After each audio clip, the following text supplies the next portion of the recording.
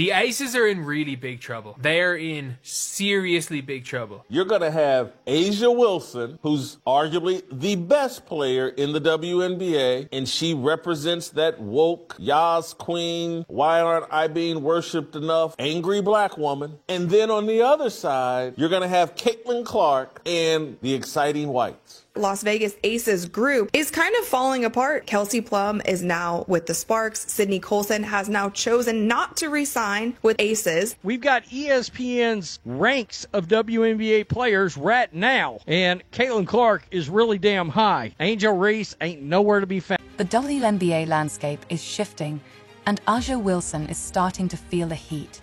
Just months ago, Wilson and her supporters scoffed at the idea that players would want to join Caitlin Clark and the Indiana Fever. They dismissed Clark's rise in popularity as a product of white privilege and insisted that no one would want to play alongside her. Can't help but laugh. And the people online who said that nobody wanted to play in Indiana. That doesn't make any sense. In what way would you not want to play in Indiana? The place where you're getting sold out arenas, the most viewership on television, playing with a player who was top 3 in MVP voting as a rookie, who clearly elevates her teammates around her. She scores a lot, but she is also dishing out the ball, able to elevate everyone around her. Why wouldn't you want to be in that system? I don't think any team had a better free agency than the Fever. But it's just wild how, like, 6 months to a year ago, the kind of word on the street was nobody wanted to play with the Fever. Look at all these free agents signing over there. These players, they want to make money. They want the recognition. The only person to do that is Caitlin Clark. But now, the exact opposite is happening. Star players are leaving the Las Vegas Aces, Wilson's so-called dynasty, and choosing to team up with Caitlin Clark instead, the latest name to make the jump. Two-time WNBA champion Sydney Colson, who's now heading to Indiana. That's really something special. And I think, everywhere she's gone, she's won. Two-time WNBA champion Sydney Colson is signing a 1-year deal with the Indiana Fever. Colson, who spent the last 3 seasons in Las Vegas, brings veteran pedigree and experience in the backcourt to a surging Fever. Dewana Bonner and Natasha Howard, both seasoned veterans, have also joined the Fever, proving that players are eager to be part of a team led by Caitlin Clark. Meanwhile, the Aces are falling apart, struggling with roster issues and financial constraints. Instead of taking accountability, Wilson is once again playing the race card, suggesting that players are choosing Indiana because of Caitlin Clark's race rather than her undeniable talent and leadership. Tiffany Hayes, who had previously said she'd only return to the Aces, is now taking meetings with other teams. So what's really going on? Why is Wilson being left behind while Caitlin Clark is building a powerhouse in Indiana? Let's break it all down. For years, the Las Vegas Aces were seen as the gold standard of the WNBA, a team destined to dominate for seasons to come. They were labeled the league's next great dynasty, with back-to-back championships and a star-studded roster led by A'ja Wilson. But now, the reality is very different. The so-called dynasty is crumbling, and Wilson is being left behind as key players walk away. The WNBA has crafted a new magical storyline, and it's unfolding right before our eyes. The WNBA has created a storyline of conflict between black and white players.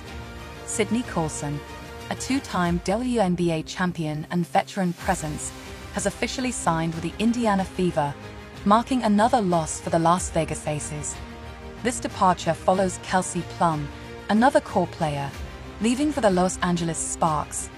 Colson's exit shocked many fans, not only because she seemed like a key piece for the Aces, but also due to remarks made by her agent on social media, which were directed at Caitlin Clark.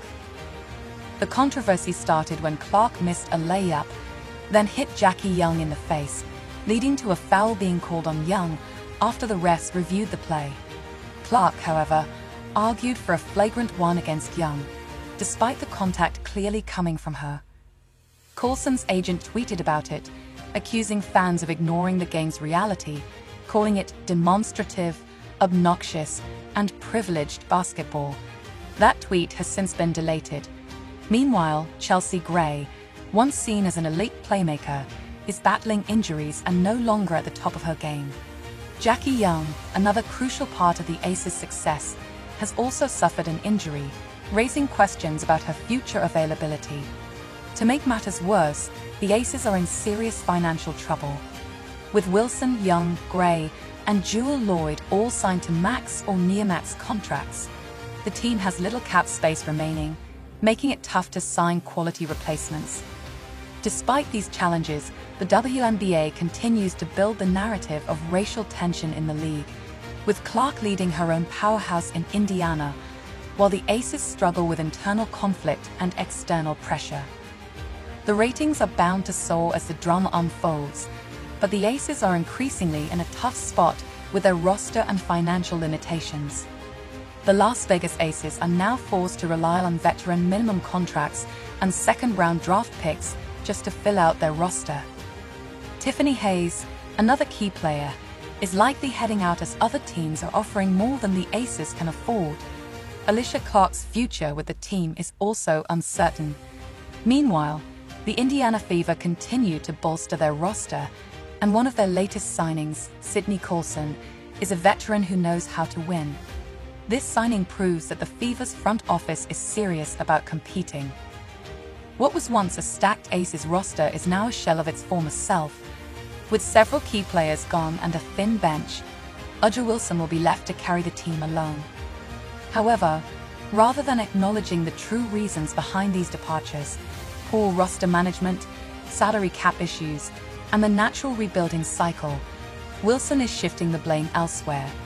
She and her supporters are claiming that the WNBA is favoring Caitlin Clark, suggesting that players are leaving the Aces simply because Clark is white. But the facts tell a different story. Players are leaving the Aces because the team is unraveling both on and off the court. Natasha Howard, who is joining the Fever, had this to say about playing with Caitlin Clark. She can spread the floor with her shooting, dictate the game as a point guard, and is an amazing passer. I can't wait to run the floor and catch those passes. She's grown a lot this past season, and I'm excited to be a part of this team. Howard, even before stepping on the court, is already receiving more recognition than ever in her career. Players are choosing to join the Fever because they see real opportunity, leadership, and growth, qualities that Wilson seems unwilling to acknowledge. And this is just the beginning. While the Aces are falling apart, the Fever are soaring. The Fever's front office has been relentless in their pursuit of excellence, building a team around Caitlin Clark that is primed to contend for a championship. With veteran additions like Natasha Howard, Sophie Cunningham, and Dewana Bonner, the Fever have created a team capable of competing at the highest level, proving that their vision is already coming to life. The ratings are bound to soar as the drama unfolds, but the Aces are increasingly in a tough spot with their roster and financial limitations. The Las Vegas Aces are now forced to rely on veteran minimum contracts and second-round draft picks just to fill out their roster. Tiffany Hayes, another key player, is likely heading out as other teams are offering more than the Aces can afford. Alicia Clark's future with the team is also uncertain. Meanwhile, the Indiana Fever continue to bolster their roster, and one of their latest signings, Sydney Colson, is a veteran who knows how to win. This signing proves that the Fever's front office is serious about competing.